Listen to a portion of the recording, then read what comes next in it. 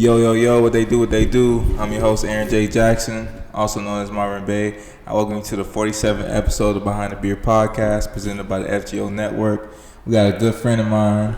Man, I probably knew him since like 2015. Shit. Like, I remember when you had, what was the Lux brand. Oh, yeah.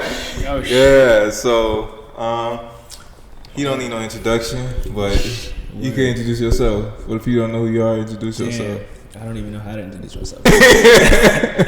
I'm just Raz. That's it. Oh, man.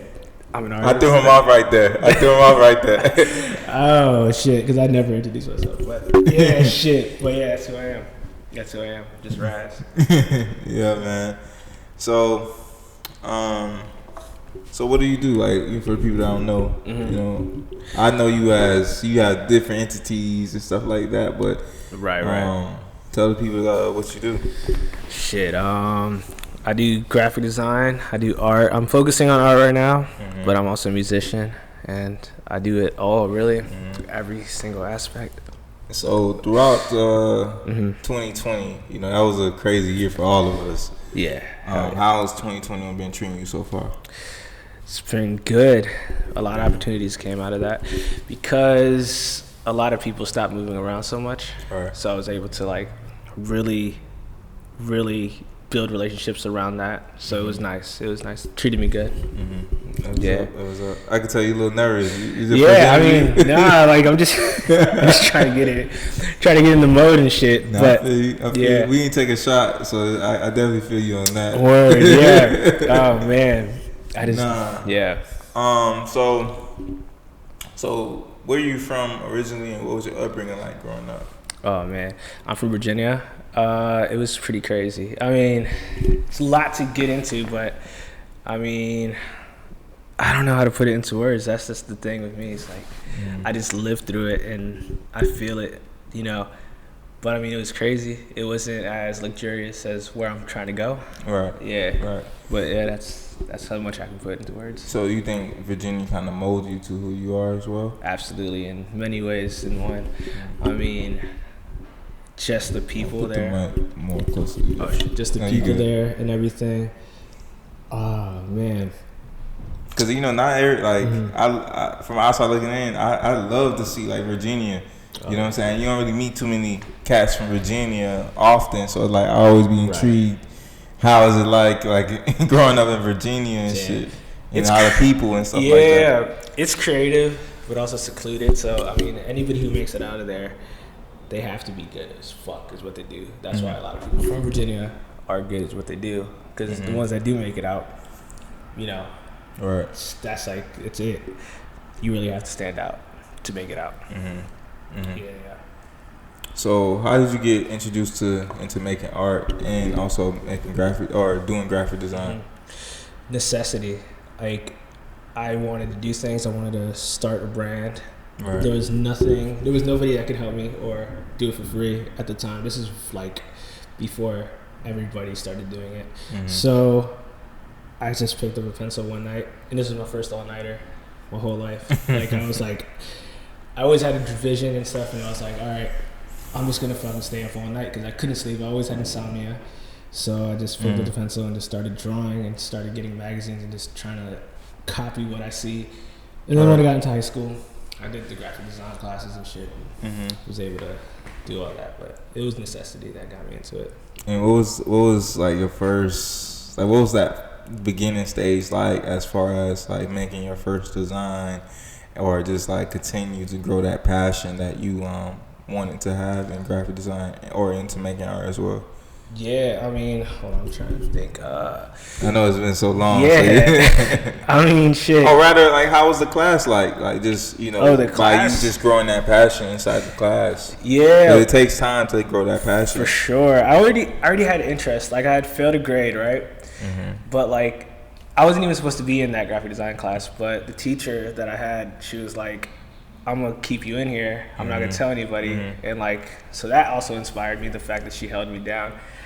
Because, like, they were already trying to kick me out of school and shit. So I was like, fuck. And I even won an award doing that shit. But it was nice. It was like, I was so focused on everything. Like I really wanted to understand how this worked because I knew it was going to help me in the future, and this is what I wanted to be, or in the world that I wanted to be in.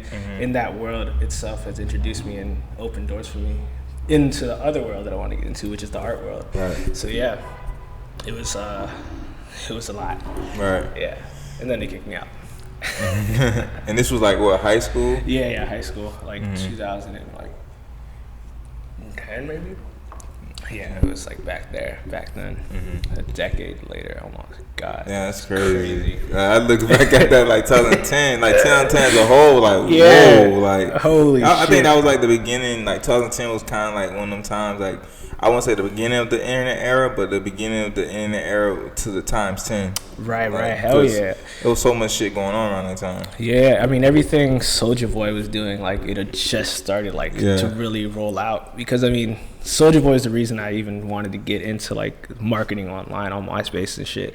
Like I think back at it, it's like if it wasn't for him even saying that he made it off of MySpace, I know it's such a crazy thing to say, like considering everything that Soulja Boy has done, but like he really did make me believe that you can do it, like off the internet and off the social media and shit, especially where everything social media has become.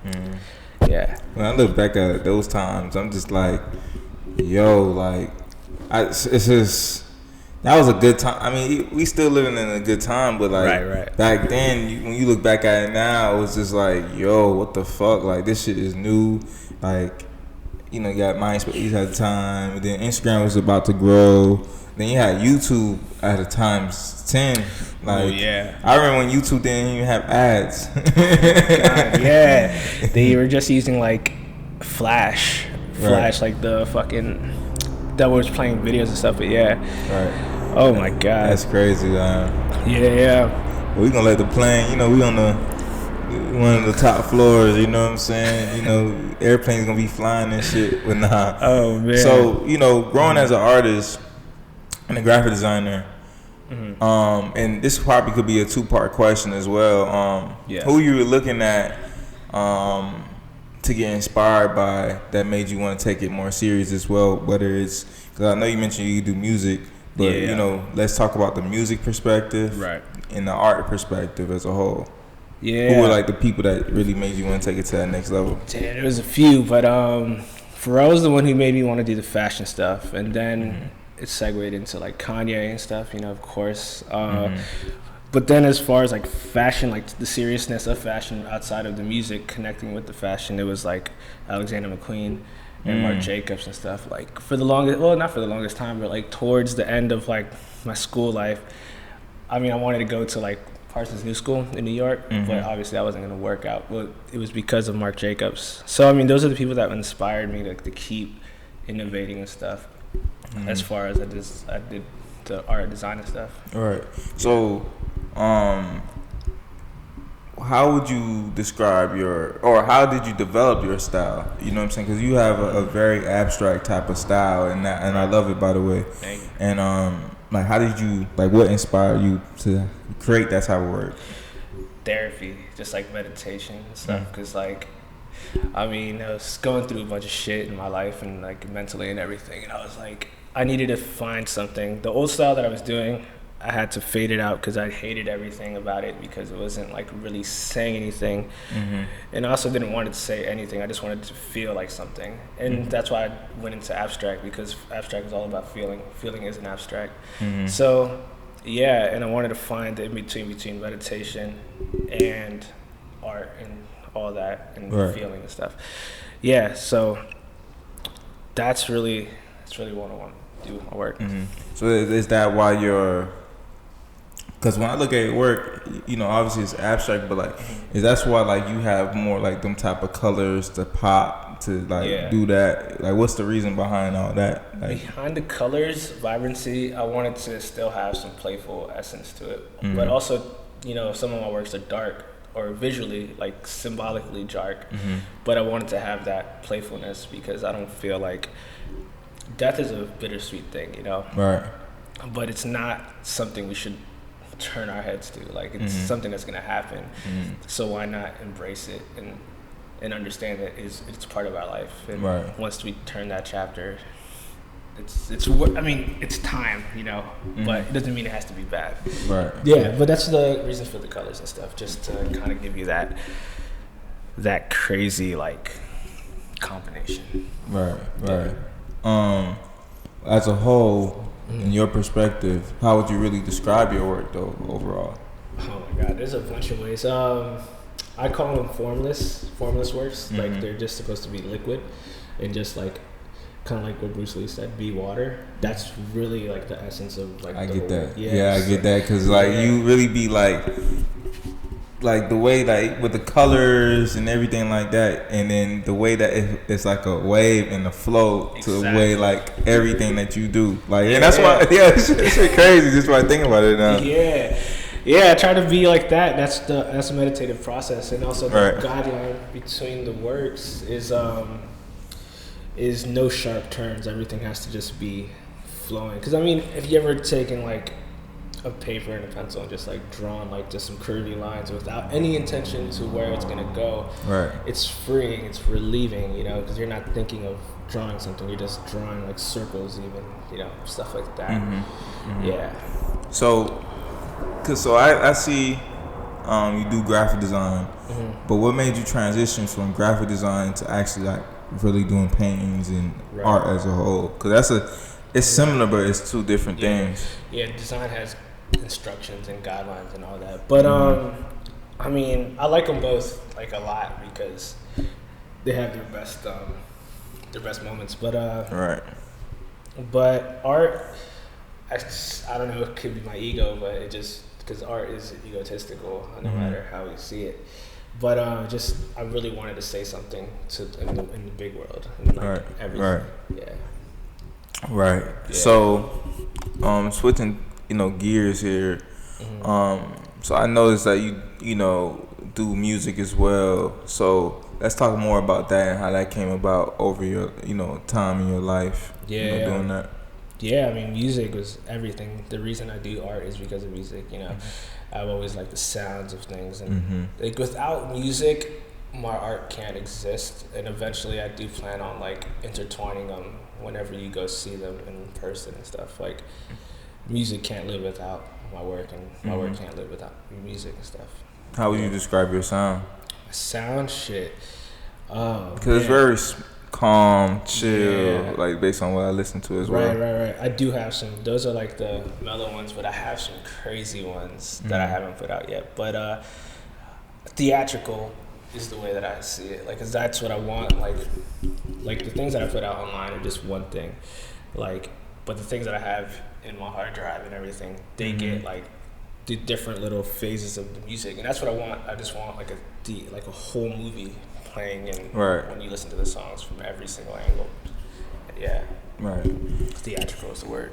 So, going back to the art as a overall thing, what would you say has to be the key elements you continue to learn in your art, and also graphic design as well? Let me see. The key element, learning about myself within that. Yeah. Like, just constantly discovering myself with this, and even breaking my own rules and stuff, just trying to see, like, you build the rules, you create the rules for yourself, and you got to keep breaking them just to see. You got to break the rules to make the rules. Exactly, yeah, vice versa. But yeah, exactly. That's just learning about yourself and seeing, like, because you grow accustomed to certain things, and you're just like, all right, let me see what happens. Like, I know I don't, like, there's things that I've had to, like, let slide in my head and that I have to stare at, and I'm like, all right, I just have to get used to it, and I have to really, like, why does that bother me so much? Like little imperfections and stuff. And I don't mind imperfections in general, but it's just crazy, like how I have, like, I always ask myself, why the hell does that bother me? Shit like that. But yeah.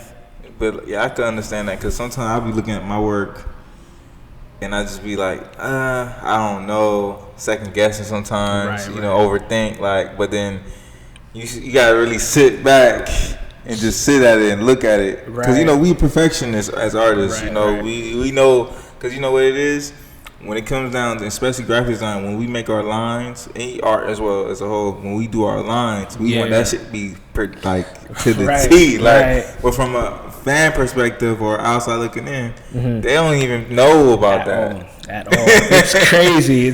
Even with music. I mean, like, you know, I only make the music, and all the technical stuff I try to hand it off to like people who do know, like the people who are so indulged into that world. But like, yeah, like I can never hear the imperfections they tell me. It's like frequency this and that, yeah, low end, whatever the fuck it may be. But yeah, it's just funny. It's funny that like we can see certain worlds within that. Yeah. So, what would you say has to be your go-to colors you like to use while designing or creating your art?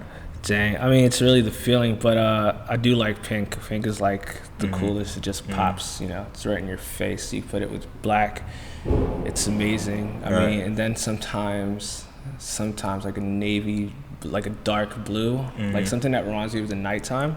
Like, yeah, those are the colors like that I would go to first. I feel like pink is underestimated in my opinion. Very underestimated. Oh yeah, absolutely. Or misused a lot, or like overdone. Yeah. Right.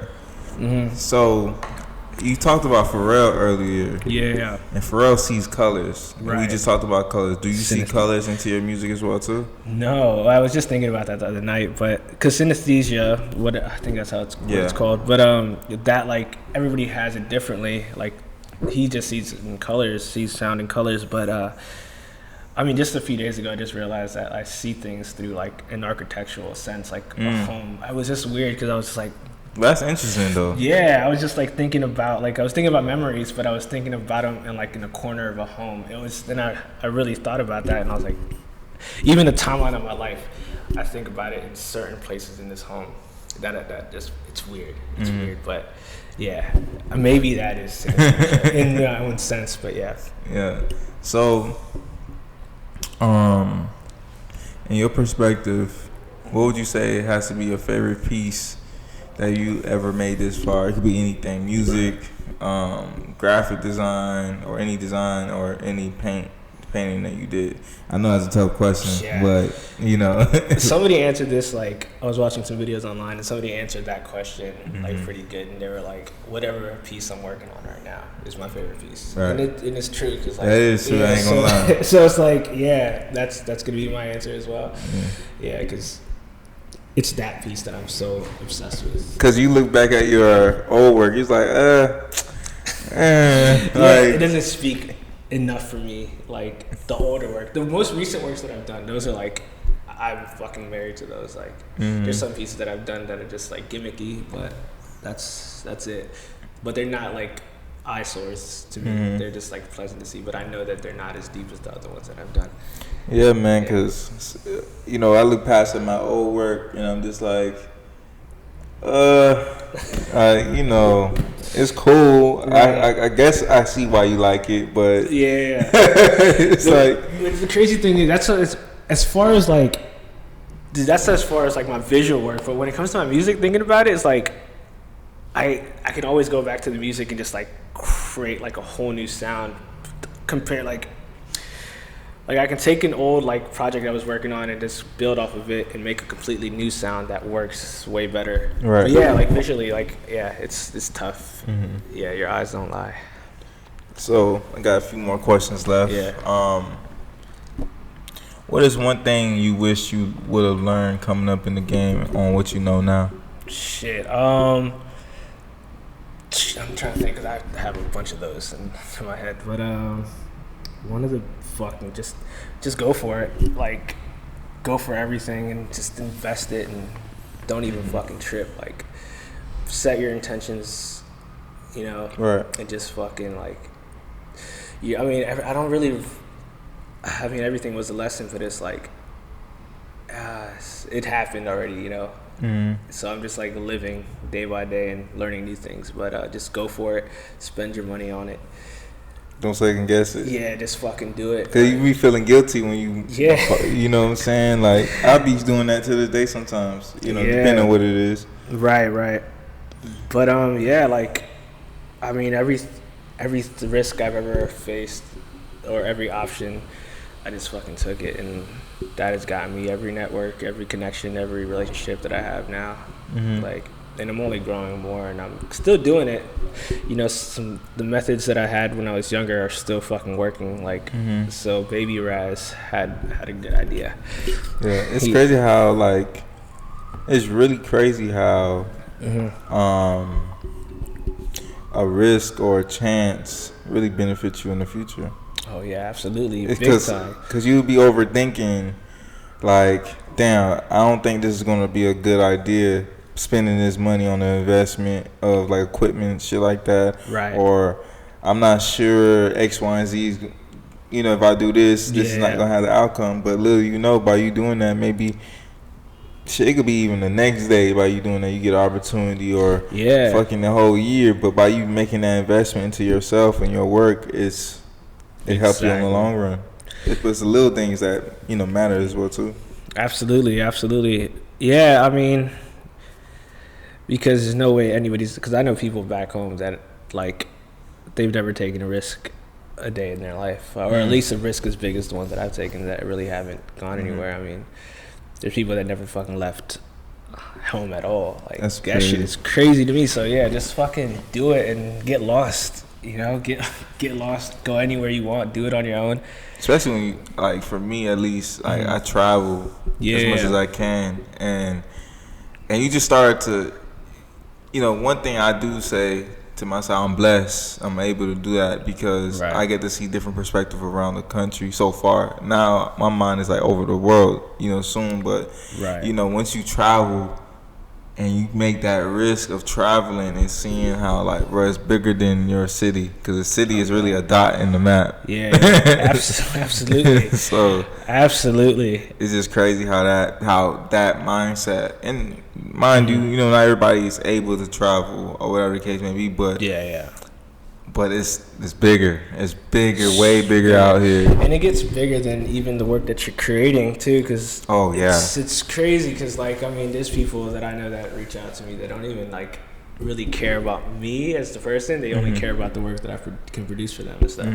So yeah, it's always gonna be bigger than you. Because I mean, but that's the intentions. That's just the game of it. You know? It's nuts. Truly. Right. So one last question. Any advice for the people that want to take the similar path that you took in? Damn. Catch up on sleep. You know, like, you're better well rested than you are exhausted.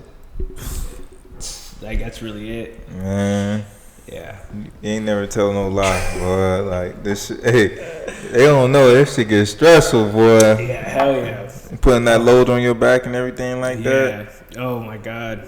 It's gonna get crazier. So way crazier. So it's better to just take care of yourself now, than fuck around and find out later. Right. Yeah. So pretty much what he's saying, load management, you guys. You know, be a Kawhi Leonard in the game, man. Word, yeah. So, how can the people get in touch with you or get a hold of you? Email. I mean, I really try to limit the social media, right? Yeah, but email is the best way. But it has to be a good ass fucking email. It can't just be like, yo, I want to work. It has to be like, you got to come with a plan. That's how you get a hold of me. Yeah. Shit, you know, shit, I'm trying to get you some more work. You tell your email, man. If them motherfuckers, if y'all motherfuckers play with the bullshit, hey, he pretty much telling you he looking at this shit, but he ain't answering. Word, yeah, it just gotta be right. But don't let that scare you away, you know. But just know that you gotta come with your A game, because I come with my A game everywhere I go. I mean, you can ask anybody that I've worked with, and, like, they can tell you that. Most definitely he's on his A game. Shit, you know, that Art Basel shit, like, man, we was like responding to emails back to back, like, you know what I'm saying? So word. It ain't nothing to be played with, man. Yeah, because I've already lost enough sleep, and I don't want it to not pay off. So right. Yeah. So that's how you get a hold of me, and that's how you get my attention. All right, episode 47, man. I appreciate you, man. I really appreciate you. Long time no see. I had to tap in with you, man. Yeah. Damn. Yeah, it's nice. So, all right, y'all. Episode 47. We out.